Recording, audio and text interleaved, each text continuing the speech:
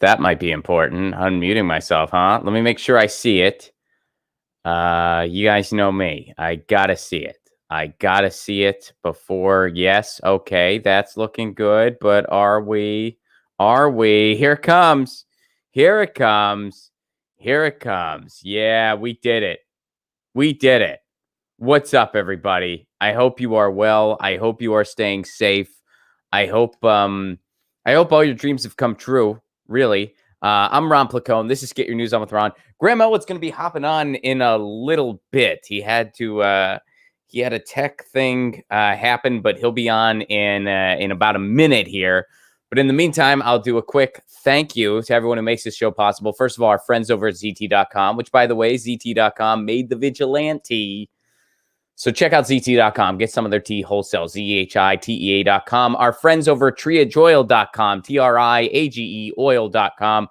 Nay, Trendy Nay makes the best pain oil. You rub it on your body, and it does wonders for you. It has done wonders for my neck.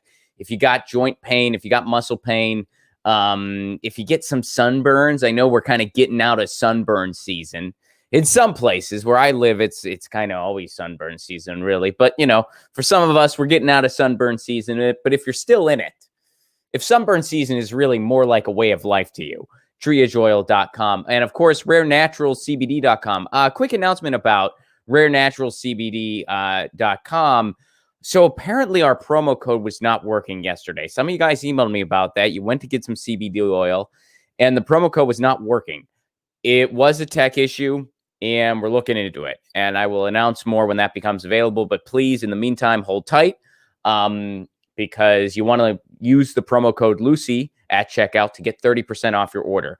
So that's coming. We're going to fix it soon. And but in the meantime, just kind of hold tight on that. But there was a tech glitch, and our promo code was down.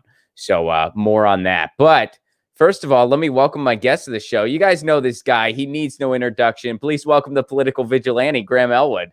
What's up, Ron Placone? How you doing? Buddy, I'm good.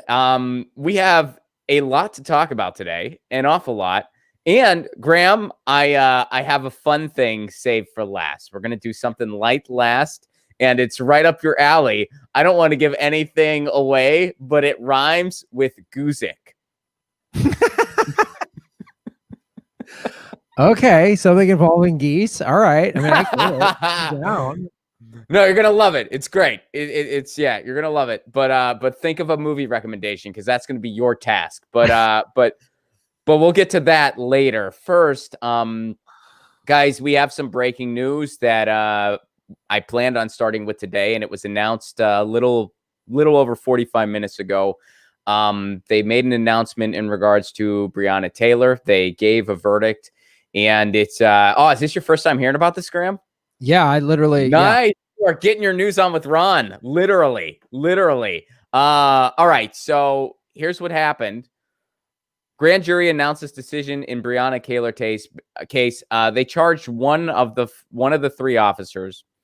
It's not great. The grand jury in the Breonna Taylor case has forwarded charges against one of the officers in the case, Officer Hankinson. He was fired. What he did was he blindly shot 10 rounds into Taylor's apartment from the outside. So they fired him for that. Now, what they ended up charging him with was that they charged him with wanton endangerment. I don't know if I'm pronouncing it right. I think it's wanton. It's not wanton. Wanton.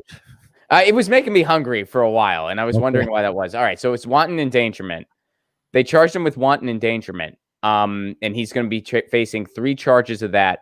It's going to be a first-degree charge. Now, some people have pointed out other things that fall under that category. It's a Class D felony. Other things that fall under that category is having too many pot plants, or which I guess in Kentucky might be any, because I don't know if it's legal in Kentucky. But anyway, like pot plants falls under that felony. Using a fraudulent credit card for $500 to $1,000, and possessing an illegal firearm. Those are other things that are in the same class felony as wanton endangerment. And not murder, what he did. Not murder. Well, I'm going to read straight up the definition. Here's the statute from the state of Kentucky. All right, this is what wanton endangerment in the first degree is. By the way, not called wanton endangerment. Wanton endangerment. All right, so here it goes. I'm just going to read it verbatim. A person is guilty of wanton endangerment in the first degree when, under circumstances manifesting extreme indifference to the value of human life. Okay, that checks out. He, that's the verbiage, he or she, wantonly endangers in conduct which creates a substantial danger. This is interesting. A substantial danger of death or serious injury to another person. And wanton endangerment is first degree. In the first degree is a Class D felony. So they did more than create a substantial danger of death. They created death. They killed her. We're beyond I mean, this is such an insanely which, I mean, I'll be honest, it was different than my prediction because I predicted nothing. I mean, I predicted no one would get charged. Well, I mean, this is the again, they've been getting away with not charging anybody for so long that they think this is some big big step forward. And I just would want to ask the prosecutors, if a civilian just unloaded 10 rounds into somebody's apartment, what would they be charged with? Like, what would the charge be if a civilian?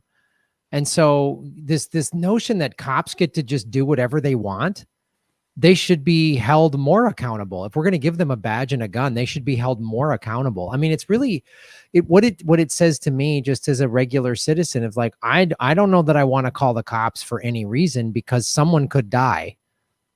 Yeah. It could be me. I mean, if I see some crime happening and I call the police and they show up, they're just such roided out jackasses that they just might go, "Who are you?" I'm the guy who called, "Freeze," and just like, and people go, "Oh, Graham, you're overreacting." No, I'm not. They just shot 10 rounds into the wrong apartment. She had done nothing. She's an EMT. She was like helping society. Like there's not even she had a criminal record, which never justifies it. That never justifies killing another human being, like what they did with Jacob Blake. But this is just insane. These are insane, out of control police departments and right here, they're not held accountable. Oh yeah. I mean, they're not held accountable. I just want to know how any civilian would be. What would the charges be if they just shot 10 rounds into someone's apartment? And the person died. Yes, and then the person died. And the two other officers, by the way, not being charged at all. The two other officers so only one officer is being charged, by the way, and not all three of them. And so Sergeant John Mattingly and Detectives Miles Cosgrove, those are the two that aren't being charged. Brad Hankinson, that's the one that is being charged. They're placed on administrative reassignment following the shooting per department protocol. And then Hankinson was later fired for blindly shooting 10 rounds into Taylor's apartment. And then, of course, he's getting charged with this Class D felony that is in the same league as pot plants and using a fraudulent credit card, and I believe having an illegal firearm. I mean, fire 10 rounds. This just shows like, oh, this is the value that they put on a black person's life, is $500 to $1,000. That's the value. It's really, I mean, it's like when Michael Vick got sentenced to 2 years in prison for dogfighting. Is awful. It's brutal. What he did was horrible, but it's like all these cops have killed people and nothing. They get nothing. And you kill a dog, well, you get 2 years. I mean, it just shows you that. I mean, that's basically, what is that saying to the black community? Oh, dogs' lives are more important than yours. And, you're on par with $1,500 to $1,000 like scam. I mean, this is, and the only reason I'm going to say, the only reason there was even anything, the only reason one officer got this ridiculous charge that's going to be filed and he was indicted, the only reason we even got that is because they weren't able to wait this one out the way they wanted to. Because this is a systemic thing that they do. This has been going on for years and years and years. They wait and they wait to draw it out because, well, by the time we get to this, public outcry will be gone. Why will it be gone? Well, for a number of reasons. This is the USA, where we kind of, if something didn't happen within 48 hours, we're not really cognizant of it. And also because there's cop shootings every other day, pretty much. Yep. So they're going to be on to the next shooting. So they'll just be focused on that instead of on this. And then we'll let these officers off. I think it's literally 99% of the time, nothing at all gets charged to these officers. I mean, I just really like, the WNBA has specifically dedicated its season to Breonna Taylor, like literally on the back of every jersey of every player in the WNBA, because it's a league that is about 70% Black women are playing the WNBA. It's obviously all female basketball league.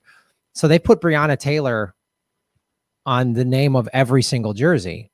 That's cool. And they've like brought it up in interviews, and they'll talk about, literally they'll be like, so how do you think your team's doing? Well, we're doing good. It's been 193 days since Breonna Taylor was shot, and still no cops have been charged. Like they put it in, they good for them. That's awesome. Which is great. It is great. To me, I think there's probably some playoff games either today or tomorrow. I mean, they should stop playing. I mean, I think when last month, when all the sports leagues stopped a couple days after Jacob Blake's shooting, and then the white nationalist kid that's being lionized by, the white nationalist racist. Oh, they just apologized for him again today on Fox News. Of course. Someone on Fox News said he was just protecting his community. Oh, yeah. God. Okay. All right. No, he was raised in a cult. He was raised in a cult. He was raised in a crazy gun racist cult. And so when they shut everything down, I was like, keep it going. Shut all sports down and force America. Because what you just brought up a great point a little while ago about how America can kind of forget pretty quickly. And, there's a game on. But they were forcing America to face this stuff. And then Obama comes in and does what he does, which is get everybody to be good, follow the lead centrists and not do what the capitalists want. Yeah. Here, have a beer. Do what the capitalists want. Yeah, do what the oligarchs. You're ruffling the feathers of the oligarchs. And all those sports teams, they're all owned by billionaires. And I don't think LeBron and them, I don't think they understand. Now the WNBA, some of the women are making 7-figure incomes, but a lot of the women are making 5-figure incomes, so I understand that the economics, the league minimum in the NBA is $500,000 a year, roughly. And the WNBA, it's something like $50,000 a year. So I understand if that league just stops playing, but right now there's only 4 teams left playing in the playoffs. And I've said this so many times on my show. If all the sports leagues would have just stopped playing, because let me tell you something, the billionaire, they're all owned, all major sports teams are owned by billionaires. Mm-hmm. So, or a group of millionaires that comprise a billion, so together we make an extra douchebag. Yeah, exactly. And it's like billionaire when you combine us. Yeah. They have so much more influence than they realize, because what the owners of these sports leagues were like, okay, they obviously can't get away with what they did to Kaepernick and just shun him and say it's against the flag. So they're like, okay, they're hoping they can just put Black Lives Matter on the courts and the stands and on the jerseys, and then that's it. That's all they need to do. But it's like, you need to, if the owner of the Milwaukee Bucks and the Milwaukee Brewers, now I know Kenosha is a separate city with its own police department, but if they put pressure on the Milwaukee City Council, said, we're going to pull our billions of dollars. I've talked about this before, like in Los Angeles, Ron, where we live, there's 8 professional sports teams within LA County, right? 8. So imagine if like the 2 football teams and the 2 basketball teams and the hockey team and the women's basketball team and the 2 soccer teams, what if they all got together and said, hey, LA, you're not getting 54% of the budget of the LAPD is not getting 54% of the operating budget. They could really lean on using because I make this example all the time. When all the George Floyd protests started in late May and June, and people were like done with it, and they were tearing down Christopher Columbus statues, and rightfully so, they leaned on FedEx and said, we're going to boycott FedEx. And then FedEx went, hey, Washington Redskins, change your name. And Snyder, the owner, who is a piece of shit, has said for years he would never change the name. But when FedEx threatened to pull its $500 million licensing fee for FedEx Stadium, all of a sudden it happened. It happened overnight. And these professional sports teams, I hope the WNBA just says the playoffs are suspended. Oh, I hope they all do. I hope all sports do. And this is coming from a guy who is enjoying the Stanley Cup series, but I hope they all say, we're done. We're not playing. And you know what? I mean, looking at it even broader, that would be a huge influence and inspiration for a complete general strike. When you think it's like the athletes are doing it. They're putting their foot down. They're saying no more. No. We all have to say no more. We all have to say no more. We're not doing this. We're shutting it down. And Ron, that 3 days where all the leagues were shut down. I mean, baseball was still, some teams were playing, but like the Brewers stopped playing. You know what? I'm a guy that I like sports. It's my distraction from all. I like sports too. Yeah, from covering the politics. It's like, and it's nice for me to kind of unplug from what's going on in the world and just watch sports highlights. You couldn't, because ESPN and every channel was talking about it. They were, and then you got you had post-game interviews with like Doc Rivers, where he's like almost in tears. Well, he was in tears, saying, this country, why do we care about a country that hates us? And like the head of the NFL Players Association was like crying, and like, so these big tough, strong athletes. And so it was forcing everybody to have this conversation. And I think obviously there's plenty of, I'm sure, Blue Lives Matter and All Lives Matter people watching all these sports, and they have to see these men in tears. It had to be powerful. And it's like, you don't get to unplug from this. You don't get to just go, oh, that's a problem over there, if they shut everything down. Well, and the other side of that is that you have the situation in Kansas City where the players just locked arms in a moment of silence, and they were booed for it. They were booed. I mean, obviously not by everybody. There were some cheers too. So it's completely unfair to generalize, the entire event, but people were booing them. Yeah, some were, and it's like I would totally stand with that. And let's because these protests are truth serum. We really find out who somebody is. The people who are booing in the stands, we know who you are. We know what you're doing that. And I'm sorry, like the kids, the younger generation are watching this, and the majority of them are on the right side of history.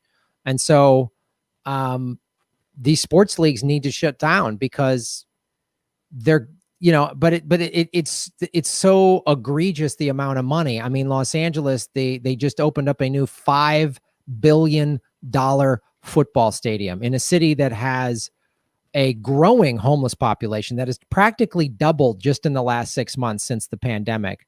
You cannot drive in LA without seeing tent cities, right? So, well, you couldn't for a very, very long time, but now those tent cities are a lot bigger.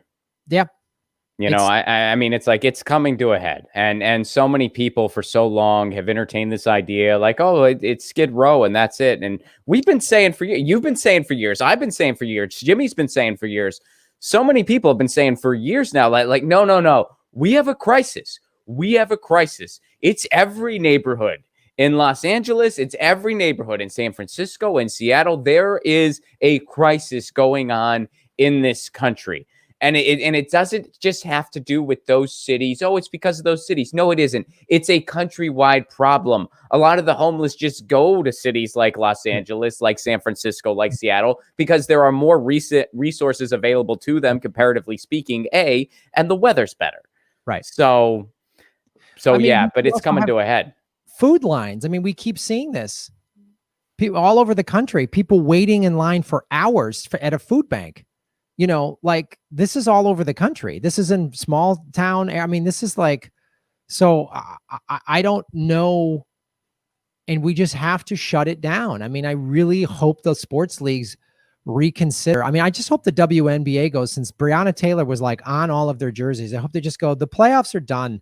We're stopping this. This is bullshit. We're done. We're done. You want to let 2 officers off completely scotch-free and indict the other one on this bullshit charge? That's on the same level as having a plant. Marijuana, pot is a plant. Cannabis is a plant. I mean, You're yeah, like credit card fraud is the same as taking a human life. I mean, yeah, come on. Like, unbelievable. so I hope they shut it down. And and again, like you, I enjoy watching these sports, but I would totally back all of these sports leagues if they just shut everything down. And they should. Absolutely. I'd become a bigger fan if they did Yep, that. absolutely. I'd like everything even more. I'd be like, yes.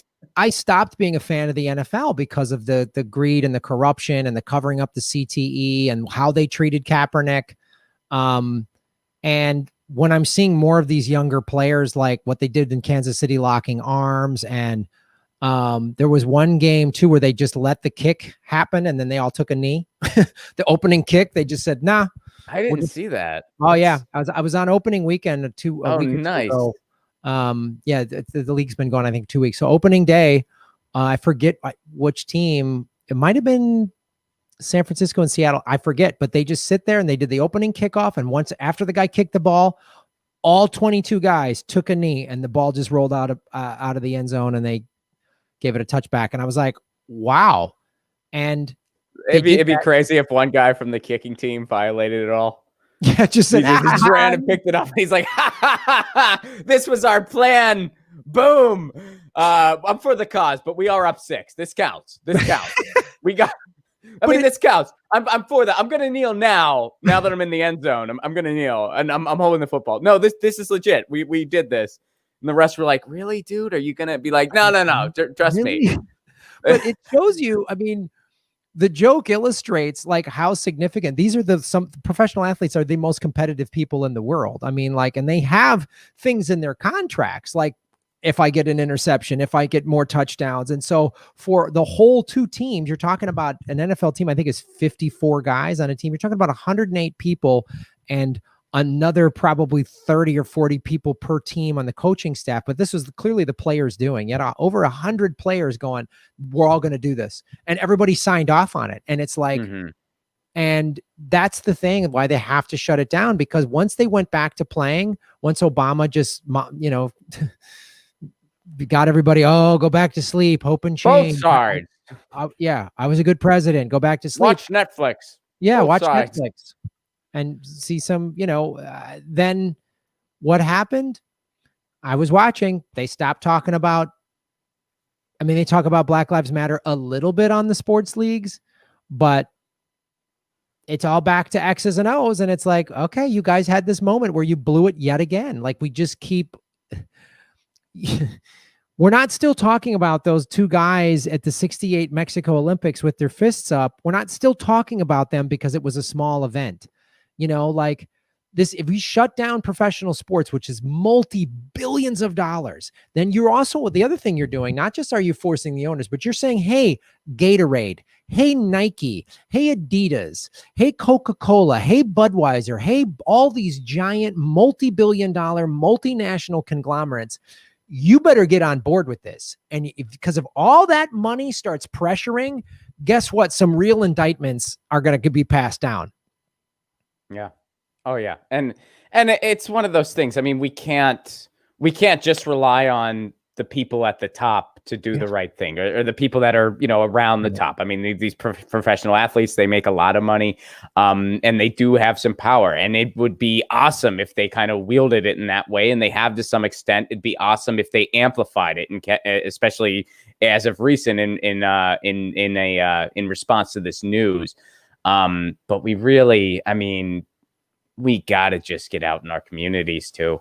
That's got to continue, because it's just, this is just a slap in the face. And the only reason it's even a slap in the face is because they couldn't just wait out the clock. I know. It's like, you have to, they're not going to give up their power. We have to force them. Again, going back to the 8 sports teams in LA County, they could, I bet you those, if they all shut down, they could get Jackie Lacey out of there. Yeah.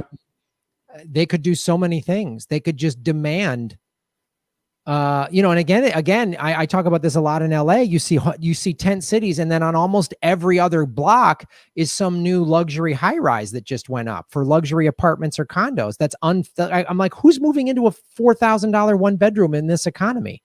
who's living there? Like, we've got all these empty hotels because nobody's traveling. We've got people living in tent cities. We've got money for the Emmys and a $5 billion stadium and this and that, but we don't give a shit about our all of our citizens. Did you watch any of the Emmys? No, not at all. I could not name one thing that happened in the Emmys. I don't know anything about it. I don't know. I don't care. Yeah, I don't know anything about it either. Like I didn't even know, like they were like, oh, it's happening. Usually when the world's awake, usually I would just know about award shows because I'd be like, oh, traffic's shitty. What's up? Oh, some lame award show is Hollywood. happening. Yeah. Oh, this is okay. It's even worse than usual. What's going on? Who's here? That's not usually here. That's here, and people are all excited that it's the Grammys, it's the Emmys, it's whatever else. But now it's like, now that that's not a thing, you don't even know now. You don't even notice it. Yep. It's just right. Like you did it online, I guess. Good luck. All right, time to move on to some lighter news. Julian Assange. So you have been following the Julian Assange case. I've been following the Julian Assange case. Here is a little bit of an update. This is from Kevin Gostola, who works at Shadowproof. They've been providing a lot of really good coverage on this case. So here's something interesting. Yesterday, lead prosecutor James Lewis asserted Assange exaggerates his symptoms of depression. And in fact, no one with a severe or moderate depression could possibly function and run a media organization. Graham, let's just stop there for a second. So isn't it great that not only are these prosecutors just committing this blatant assault on the idea of press freedom worldwide, but now they're insulting an entire community of people, an entire mental health profession. They're just insulting. Like, have you no shame, sir? Like, what the hell? No, they don't. I mean, literally, like, oh, he's just making it up. Like, you can, if you have depression, you can. There are so many people around the world who have depression, who do amazing things with their lives, who can hold. That's such an awful thing. And the fact that someone's saying that in 2020 with a straight face in a court of law is just so disgusting on every level imaginable. And especially disgusting when you put it back into the case.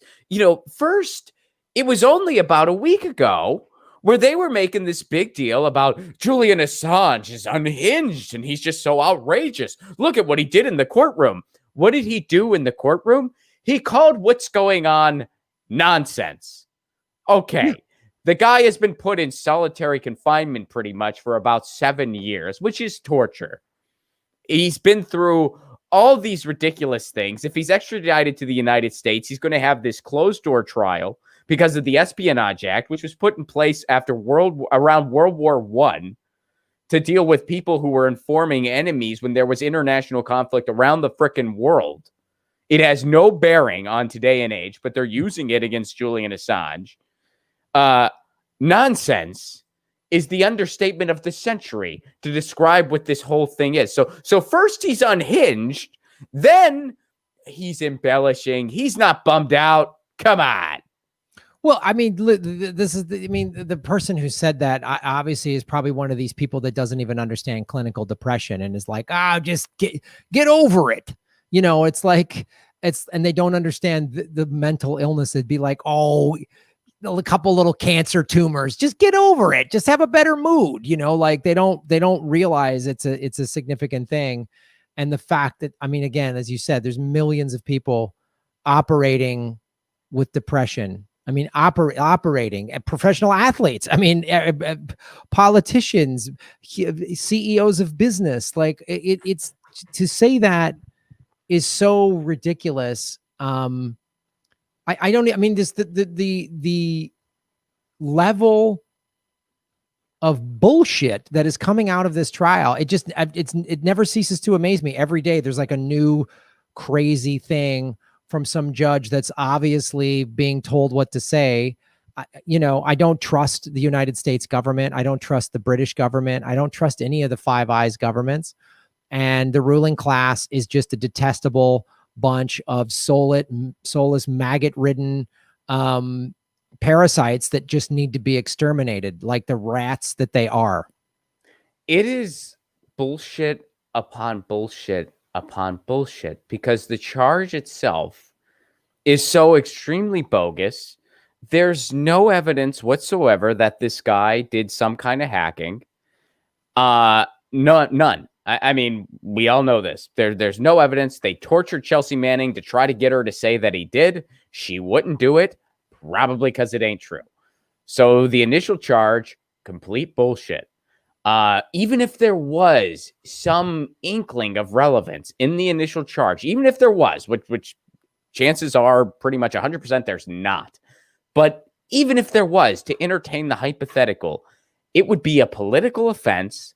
This guy has spent 7 years in solitary confinement pretty much. He was denied sunlight. He was, or for the most part, I think he was allotted very, very little, if any. He was, kept in a room. I mean, you can see the videos of the exercises, quote unquote, he was able to do where he's pretty much just able to sway his body back and forth to just move his muscles. This is torture. Even if there was any semblance of relevance here, the guy has, quote unquote, done his time, even if there was, which there isn't.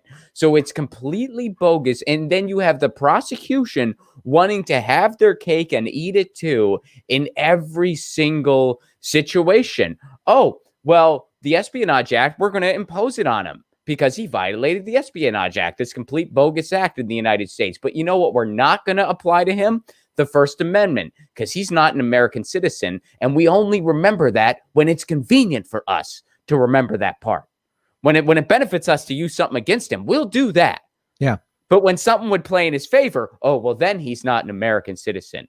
Right. He's unhinged. Oh, okay. Well, if he's so unhinged, I mean, clearly, he's suffering from depression. He wouldn't be able to stand trial in the United States. It's too dangerous. Oh, no. We weren't being serious. He doesn't really have depression. He's faking that. He's fine. Who wouldn't be fine? Think of what the guy's been through. Who wouldn't be just happy and chipper? He's good. I would love to put these prosecutors in solitary confinement and say, all right, if you think he's making up the depression, let's put you in solitary confinement just for 6 months and see how you're doing. And you react to it. Let's see what words you use. Yeah. Are you going to call it nonsense and we can tell you how unhinged you are? Yep. All right. So let's see what else is to this thread. I kind of scrolled through it, but I haven't really. All right. So now here, Dr. Quentin Dealey, National Health Service psychiatrist who specializes in autism, ADHD, and other mental health issues, will testify first. All right. So Assange told Daly about conditions he feared if extradited to the United States, fears of isolations, and fears of new indictment. Yeah, I mean, those are completely rational fears. We know for a fact. I mean, you think it's bad now with what's going on over in London, where they are denying a lot of press access, where they are limiting press access. They're having all these tech issues that the press can't be there. They're not giving him decent access to his attorneys. You think it's bad now. In the United States, it will be on complete and utter lockdown. There will be nobody that knows a thing, and we will have no clue what they're doing to him. And that's not an embellishment. No, it's what they're just doing it in plain sight. They're just doing this kangaroo court, abusing all of our, oh, we're such a good democracy, just abusing all of it. Because like, our court system is where we're supposed to see like what real democracy looks like. No, we're seeing this is what dictators do in kangaroo courts. I mean, this is what banana republics do. They just make some, oh, hear ye. And this is what they're I mean, at every turn, this isn't a fair, there's nothing about this is fair. And anyone who doesn't believe that Julian Assange is a journalist, he's not doing anything. He hasn't done anything worse than Ben Bradley did, or any of the whistleblowers that are currently uncovering stuff that the Washington Post and New York Times have done recently. I mean, oh yeah. So all this stuff they're saying, oh, he published this and it endangered. Okay, well, the Guardian published it too. Yeah, the New York Times published it too. And I'm not saying that I'm not saying that any of those outlets should receive any kind of penalty for that. They published information that was in the public interest. But I'm just saying, why is Julian Assange facing issues and nobody else? Graham, are you there? Your picture got a little wonky. My picture just froze up, and I don't know why. Okay. Yeah, your picture froze up, but we can hear you. And now All right. you're a not picture. Your audio's there, but there is not a picture of you. It's just a not picture. Yeah, for some reason this keeps happening when it's just not recognizing my camera. I don't know why. Did you get a new camera? No. No. Dude, tech, man. It's the weirdest part about our gig. And by weird, I mean the worst part. Would you agree with that? Would you say tech is the shittiest part? Oh, absolutely. This kind of crap, just like, having to reboot this and unplug that. Like it's just like a daily occurrence. That's the thing. I mean, I love that we get to do whatever we want to do. Totally. And run our own shows the way we want to run them. But then this kind of shit drives me absolutely insane. Like it's insane. Especially when it's like everything was working fine and now it's just not. And all of a sudden they're just like, Graham, you don't get a picture anymore. The tech gods have waved their dicks around and it knocked over your camera, apparently. That's what happened. It just knocked Graham's camera and now there's no picture of Graham. So one of the tech dicks was just swinging and the pendulum knocked into Graham's camera. And that's what happened. Yep. Swinging a big tech dick. You're seeing it live, folks. Yeah. Is probably like, I don't know what I have to do. Like reboot everything or something. I don't know. It's just not. It's madness. So there's an update on Assange, which, it's all you can do. I feel like is just kind of grab onto hope when you see all of the journalists and activists and organizations that will not be silent about this and will not allow the defense of Julian Assange, which is the defense of publishers, which is the defense of journalism, which is the defense of freedom of the press. They will not let that go away. But speaking of going away, that's what Graham just did. Graham just went away. He's probably rebooting. Oh, here he comes. He's coming back. We're doing it live, folks. All right, Graham, let me see. There you are. You there? We're back. Oh, dude, nice. All right. So let's go to a quick thing here that I want to show. Oh, no, I wanted to do this with you, Graham, because I've been waiting on this. You might have heard about this already, but if there's one thing you can count on to always do the ethical thing, it's capitalism. Yes. I mean, look, the free market will fix everything constantly. Yes. And here's another example of that really coming to our rescue. Check this out, Graham. Gig economy launches an Uber type style company, but guess what it's for? It's not for giving rides to people. It's for evicting people. Jesus Christ. There's freelance evictors coming. It's a company called Civil, CIVVL. And I don't know who the CEO is, but I'd imagine everybody involved has horns. And they say evicting people is the fastest growing money-making gig due to COVID-19. Can we all agree that capitalism is bullshit now?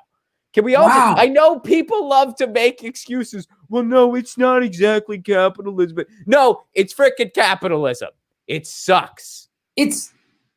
So there's a team of people that have been planning this for a while. And they all sat in a room and went, hey, there's a lot of money to be made on people's lives getting ruined. And no one in the room went, this is kind of fucked up, right? Did anyone say it? Did anyone go, I don't want to make money off of people getting evicted? Well, you know what happened? Maybe somebody in the room did. And you know those memes where like there's a big group of people agreeing on a shitty idea. And then there's one person that goes, well, what if we just, and then they say something like right. And then they throw that person out the window.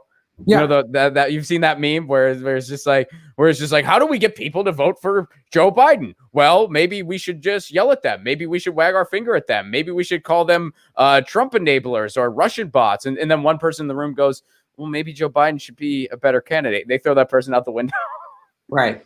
It's like one of those memes. There was one dude that was like, maybe, or lady, I it could have been anything. And they go, oh, well, maybe we should not do this horrible idea. Maybe we should make an app that does something else. Like maybe we should make an app that, I don't know, helps people find affordable housing. I don't know, like, but something better than this. And then they threw that person out the window. Yeah. And it's just like, I hope this team, I hope these people, these young hipster tech folks have body armor, because there's going to be some people who are not going to leave their homes and they're going to be armed. It's like, nuts. This happened in the 30s and during the Depression. They would come try to, and the whole community would come out with the shotguns and surround them and say, nah, you're not taking this home. See, the problem is people knew their neighbors back then. Yeah. I mean, that's something they had then that we don't have now. We don't have the sense of community, comparatively speaking, the way this country once had it. And that's very sad. And there's a number of reasons for that. And there's a book written about it called Bowling Alone by Robert Putnam. Really cool book. That's a beautiful I read that book. It's a good book. It's a fantastic book, and it really breaks that stuff down. And but yeah, we don't have that this time around. Let's see what else is going on with this this company. So this is from their website. Since COVID-19, many Americans fell behind in all aspects, read the website company. Instead, it is a following. The button below this statement is not for a GoFundMe or a petition calling for rent relief. Instead, it is the following call to action from a company called Civil. Be hired as eviction crew. A lot of your Americans fell behind, and look at the opportunity. You can evict some of them. They'll get it. They'll understand. Like, meter maids rejoice, because now there's a group of people that are going to be more hated.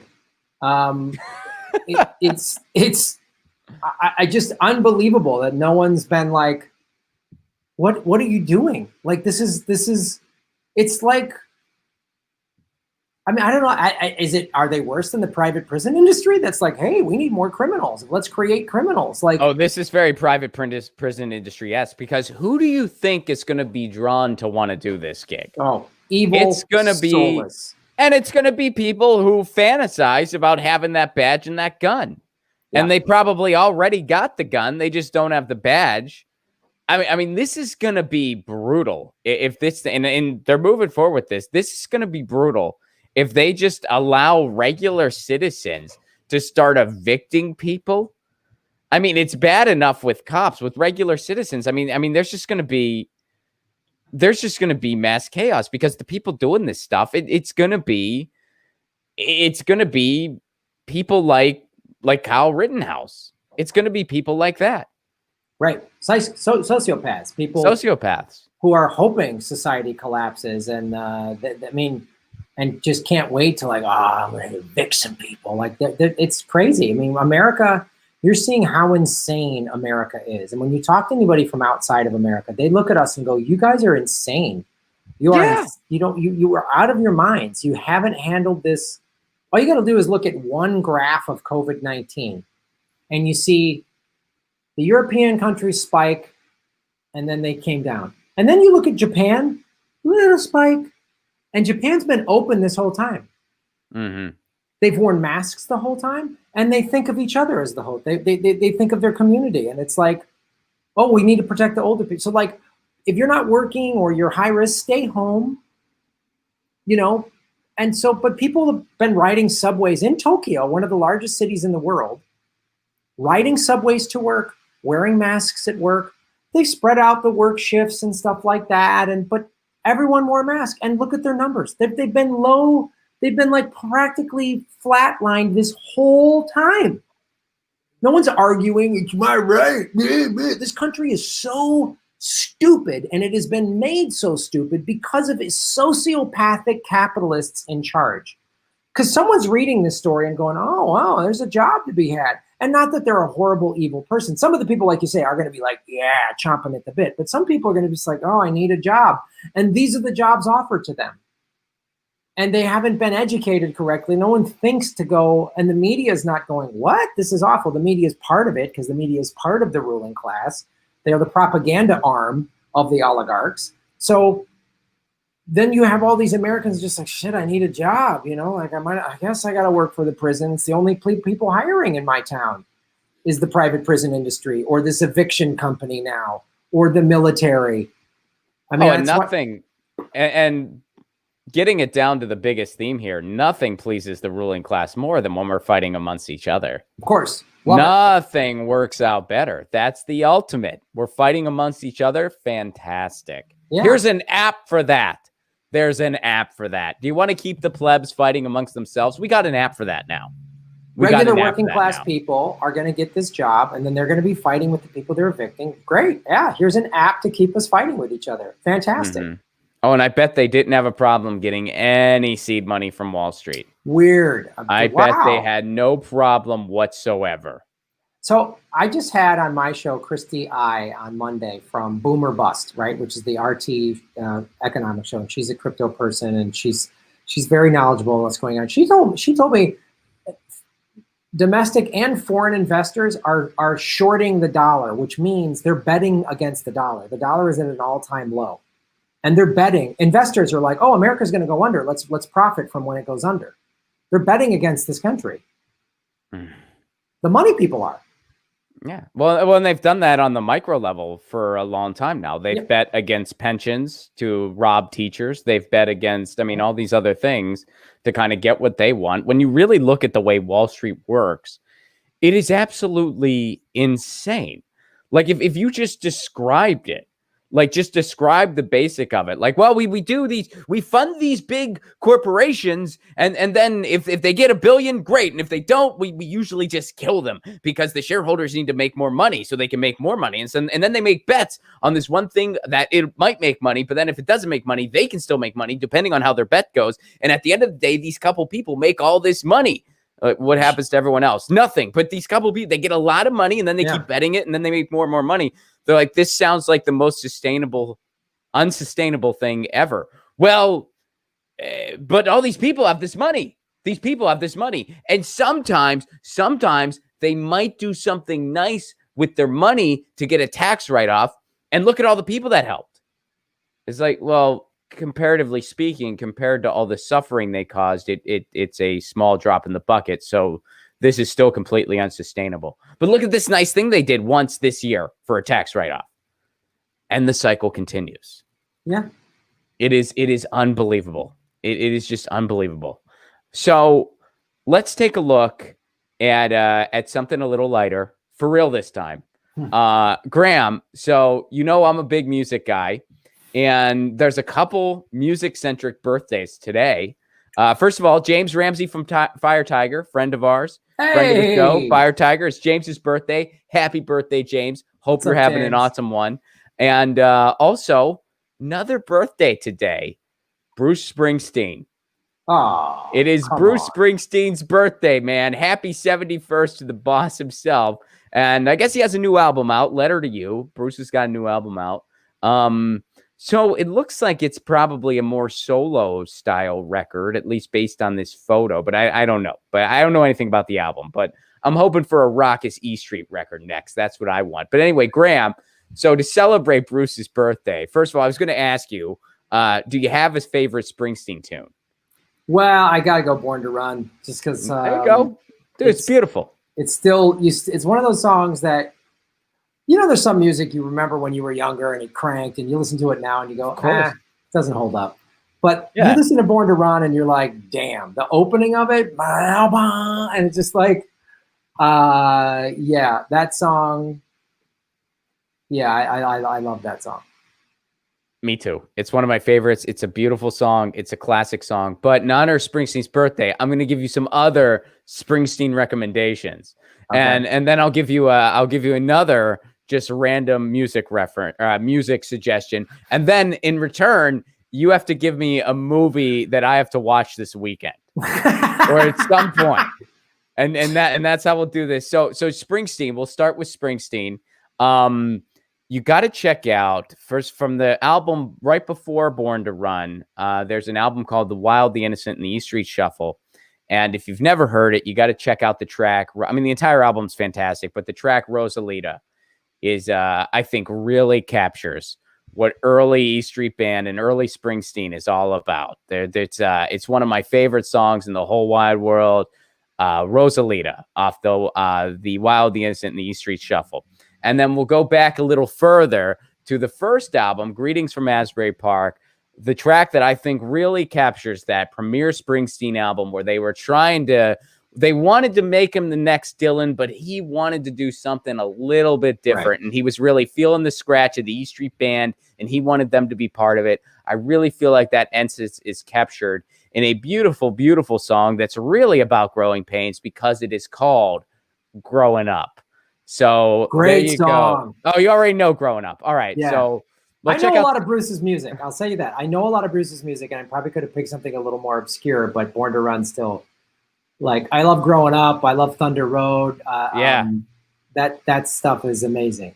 But Rosalita, you're not aware of. Is that correct? I don't think I'm aware. If I heard it, I might say, oh, I've heard that song. You might recognize it when you hear it. But all right, so the last one is going to be a little more obscure then, because this is something more on his outspoken end of the spectrum. I'm going to recommend Devils and Dust off the album Devils and Dust, which came out in, I believe, 04 or 05. It's a newer album. But I think it really captures Springsteen's acoustic essence. I think it is every bit as good as Nebraska. People will dispute that, but I think Devils and Dust is maybe his most underrated album. And it really captures the anger towards the Bush administration. And I think it really captures our contemporary time in a very evergreen way. So Devils and Dust, that's the third one. Nice. And then the band that I'm just going to recommend straight up to you, man, is a band called Japan Droids. They're a power duo out of Vancouver, British Columbia.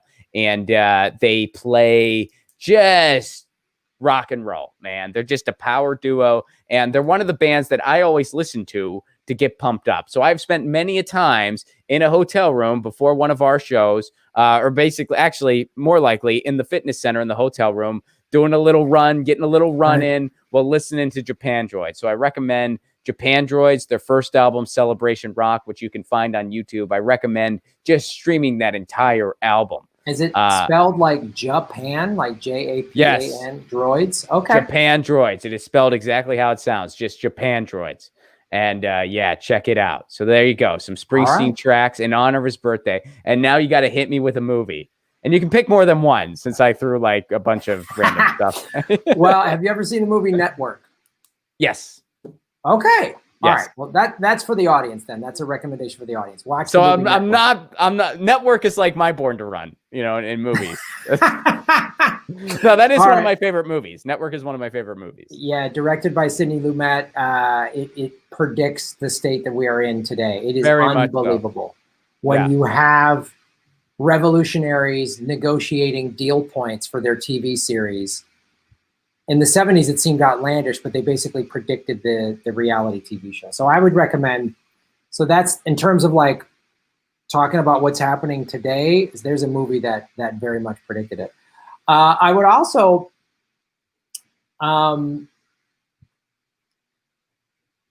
this is just touches my heart, this movie, The Gray Fox, and it's with Richard Farnsworth. It came out in the 80s. Very less, it didn't get a lot of play, but it was shot in Vancouver and all around British Columbia. And Richard Farnsworth plays a guy that was in jail for like 20, 30 years for robbing stagecoaches. When he gets out, the Industrial Revolution has happened. Mm-hmm. And he can't get a job. So it's kind of relevant today. We were talking about private prisons. It's hard for him to get a job because he's a convicted felon. And so he starts robbing trains. But he's this like gentleman, and it's Richard Farnsworth. That sounds like a fun movie. Oh my God. And there's beautiful shots of it. Like if you can, I got to see Vancouver. Vancouver is one of the most beautiful places in the freaking world. I love that city. I love that city. Which, by the way, hopefully, if the world goes back to normal, Vancouver, we will see you in 2021. Yes, that's on the extensive list right now. And they shoot a lot around British Columbia, so there's these big, wide, sweeping shots of these like mountains, and so try to watch it on the biggest screen possible. So there's that. And I watch it on this. Yeah, I'll watch it on. Watch it on that one. Yeah, I'll watch it on, that's the biggest screen I got. And so it's that movie, anything with Richard Farnsworth. And then getting back to political stuff, I would always say watch 3 Days of the Condor. Have you ever seen that? No. Okay, that's with Robert Redford. It takes place in the 70s. Max von Sydow plays like a CIA hitman. And Robert Redford is just like a CIA analyst. He's not like a covert guy or whatever, and stumbles across something that he shouldn't have, and now he's on the run from the CIA. And Faye Dunaway's in it, and it really is. I bring this up because the CIA has basically bought up show business, and so there's no movies showing how awful the CIA is anymore. The CIA is always represented very positive light, like, oh, maybe they do some underhanded tricks, but they're great. Yeah, I felt the only thing as of recent that I've seen that I felt pushed it a little bit while still kind of staying in the boundaries was the Punisher series on Netflix. Right. Again, I felt like they pushed it. They pushed it more than I was expecting. Yep. And again, if they do it, they have to hide it in a superhero movie that streams on Netflix. Like, it's not, it's all this, like the CIA has script approval on all the big Marvel movies and stuff like that. So the CIA has had offices in Hollywood since the late 40s, early 50s. And this movie, 3 Days of the Condor, is a really well-made movie. And it was maybe done in 75, 76, somewhere in that era. And it's great. Robert Redford, Faye Dunaway. And then, yeah, that's the movie I would recommend. I recommend 3 Days of the Condor on Netflix is like back-to-back viewing. Okay, 3 Days of the Condor, Gray Fox. Oh, and by the way, I see everybody in the chat. This has been an ongoing thing for me that is well-deserved. And it started, I think it originated on the Jimmy Dore show, I'm pretty sure. But I have not seen Dr. Strangelove. Oh. I know I need to see Dr. Strangelove. I know it's on the list. I'm going to see Dr. Strangelove, I swear. And we're going to do a segment on it when I do. We're going to do a big old segment that it's like Ron's seen it. And I'll be like, oh man, it'll be like when a buddy of mine like heard Nirvana for the first time and he was already in his 30s and he had never heard Nirvana before. And it was like, I was almost kind of envious of him. I'm like, dude, you're welcome to the party. Have you seen 2001? Have you seen any of Kubrick's early stuff? I haven't seen 2001. No. Jesus Christ. I know. I'm not cool. I'm not cool when it comes to movies. I mean, I have a couple. I've seen Network. I have a couple. I have a couple obscure wins. Like The Cradle Will Rock is one of my favorite movies. Like okay. I have my I have my moments where it's like, oh, all right, but then some of it's like, really, you haven't. And then whenever my wife and I are looking for, we'll be like, oh, let's just binge Unsolved Mysteries or something like that. And I'm like, we should really be doing something a little better here, or we'll try some like. I can't have you watch old episodes of Unsolved Mysteries when you're not watching. I know, movies like Dr. Strangelove in 2001. Like I just can't. It's the equivalent of like junk food. It's sort of just like, right. Well, there's all these. I've never had an apple before. I've heard a lot about them, but I've never had one. But I'm just gonna have apple flavored candy again instead tonight. Like that's basically what I do whenever I'm like I'm gonna watch something. And I mean, there's a time to veg out. There's nothing wrong with that. But occasionally you got to eat yourself the metaphorical apple and watch something like 2001, Dr. Strangelove. Have you ever watched Hard Day's Night, the Beatles movie? Yes, I have. Yes. Okay. Yes, Hard Day. Well, now, when it comes to those types of things, I'm a little like music style movies. Sure. I mean, Quadrophenia is one of my favorite films. Okay. I've seen that. I've seen Tommy. I've seen Hard Day's Night. I've seen a bunch of random Elvis movies. I saw that one movie where Aerosmith plays the bad guys doing Come Together. I've seen those movies. But I got it. All right. So we both have our movie and music recommendations in honor of the boss and James from Fire Tiger, which check out Fire Tiger's new album. You can find it over at firetigermusic.com. J9 Campbell, what's up, buddy? Thank you so much for the super chat contribution. Abolish the police. I am with you. Chris Walker, what's up, dude? I hope you're well. I hope you're staying safe. And I know you're in California, so I hope if the fires are near you, you're staying safe, man.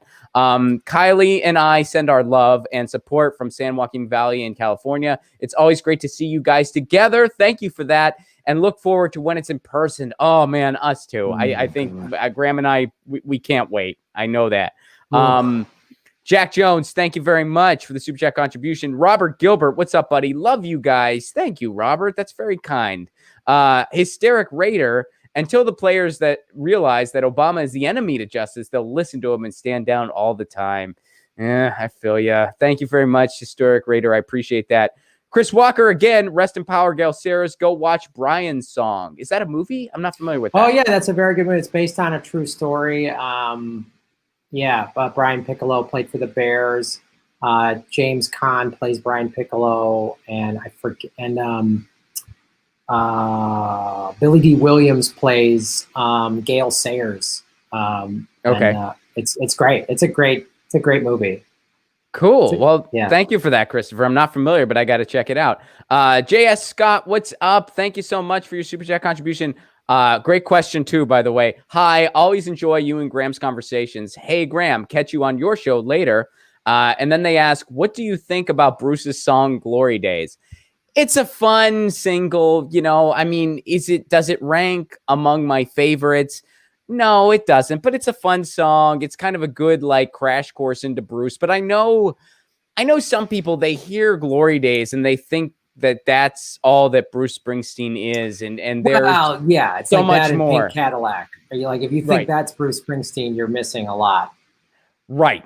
Exactly. And it's and even some people I know who are pretty big music connoisseurs, but maybe they really dove heavy into the punk rock end of things, which I myself have done too, even more so over the years. They might kind of be quick to write off Springsteen because they just heard Glory Days when it came out or whatever, and they just know the kind of obvious hits. And it's no. First of all, listen to the lyrics to Born in the USA. Listen to the lyrics to that song, and that alone should tell you there's more to dive into with this guy, and there is. So, but it's a fun track. There's nothing wrong with a fun single. So that's how I feel about it. Graham, what about you? Do you have more intense thoughts on Glory Days?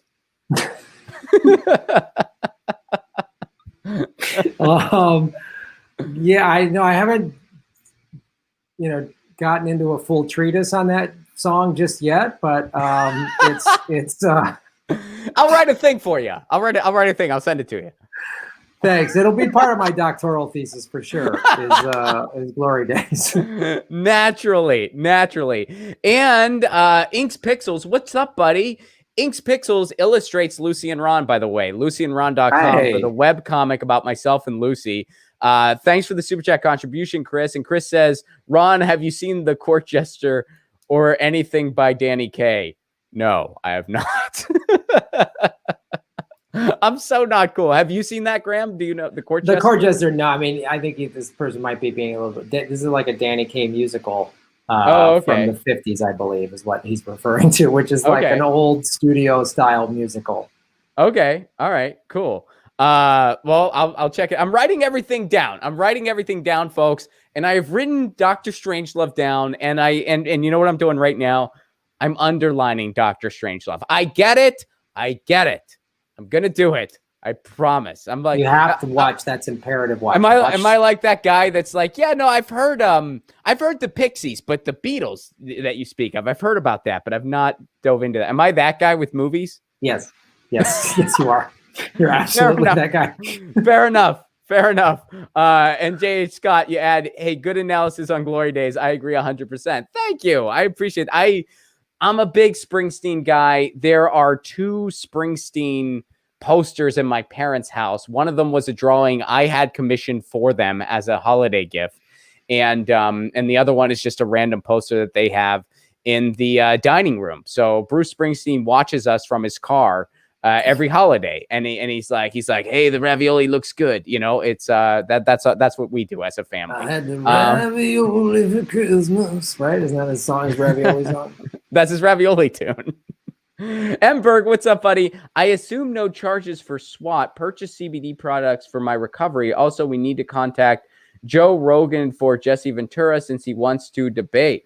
Right on. Cool. Emberg, and and if you're looking for CBD oil, my promo code should be back soon. You can just go to rarenaturalcbd.com. If the promo code Lucy is not working, it will be working soon, and you get 30% off. All right, so let me go through. Jedi Mullet, what's up? October for me is National Alice Cooper Month. Is that Alice Cooper's birthday? I don't Wow. know. I don't know. But you know what I used to do when I was a kid, because I was cool like that. I would actually listen to School's Out for Summer every last day of school, and I'd rock out to it. That was my tradition as a kid. I had it on cassette. And I would play it in full blast, either in the basement or sometimes in the car. My parents were encouraging of this activity, and I would listen to School's Out for Summer and be like, yeah, school's out. Alice gets it. I want this guy who's my parents' age is telling me how cool it is school's over, and I feel it.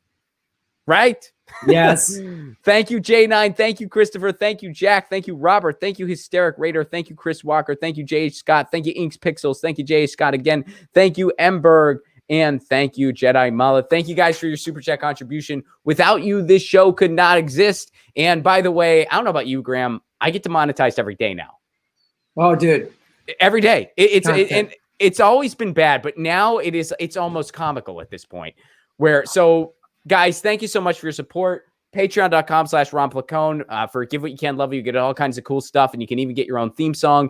If you're on stable ground, got an extra $1 or $2 a month, please do consider it, because content creators like myself, like Graham, like everybody, we're getting demonetized every single day now. So your support means everything. We could not exist without you. So thank you so much. And before we go, Graham, we got ourselves an announcement. What's going on Friday, buddy? We're doing a show for Flappers, my friend. Yes.